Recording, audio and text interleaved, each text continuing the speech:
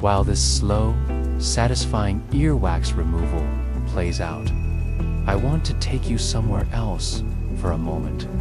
Not to a dark medieval village this time, but to a sunlit courtyard in ancient Greece where wisdom flowed from the mouths of philosophers and medicine, still mingled with myth. Now, you might think the Greeks, founders of reason, of logic, of science, had all the answers when it came to healing. And in many ways, they were ahead of their time. But when it came to ear pain, their methods were a surprising dot, because while they understood the body in many ways, they still believed deeply in the balance of the four humors: blood, phlegm, yellow, bile. And when that balance was off, sickness followed. Ear pain, to them, wasn't just physical. It was energetic, emotional. It was a sign of imbalance, a sign that something inside or outside was wrong.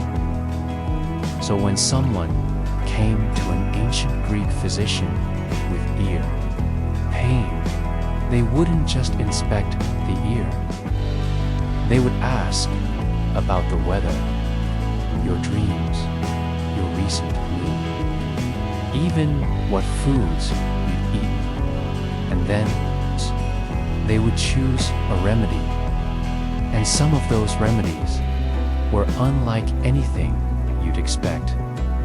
Asterisk, asterisk, let's start with the most common one: olive oil, used warm, sometimes infused with garlic or mint.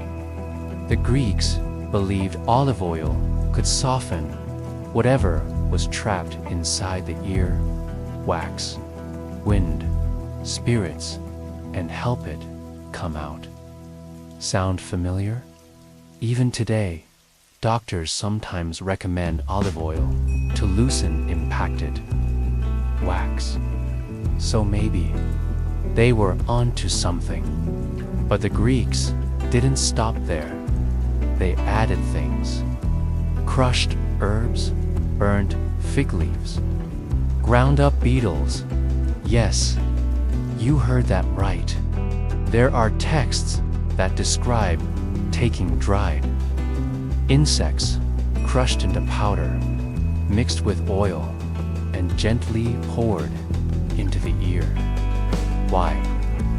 Because they believed these insects carried the essence of the earth. Their movement, their heat, their energy was thought to break up blockages in other recipes.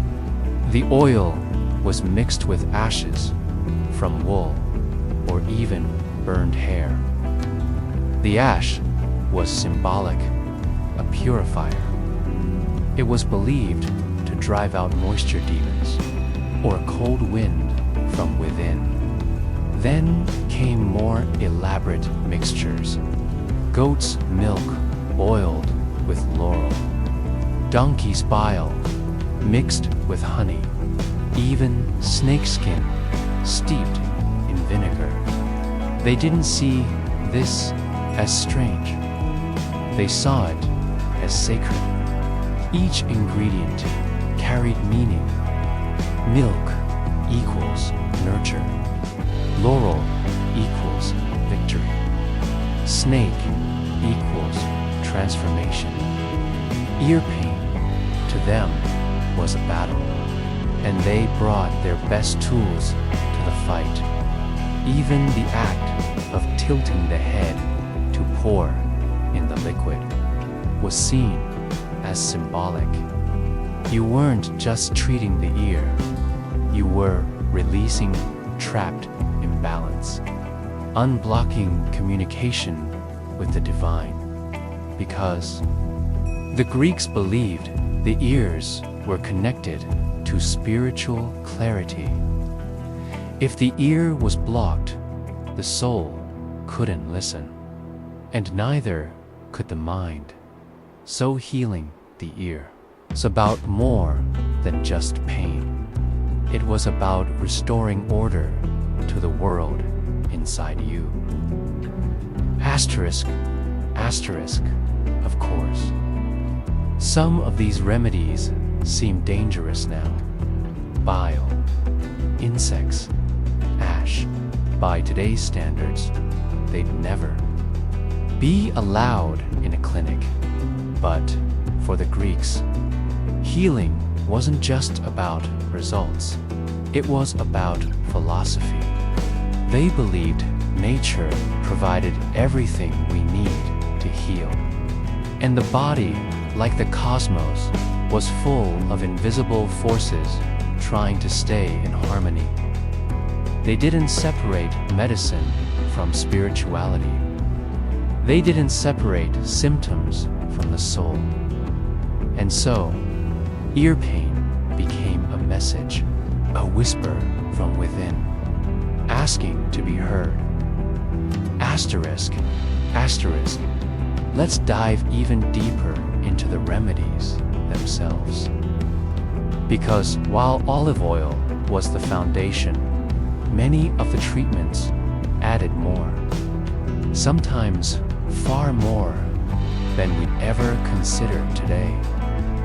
One of the strangest, a mixture of honey, ash, and goat urine. Yes, goat urine. This wasn't done lightly.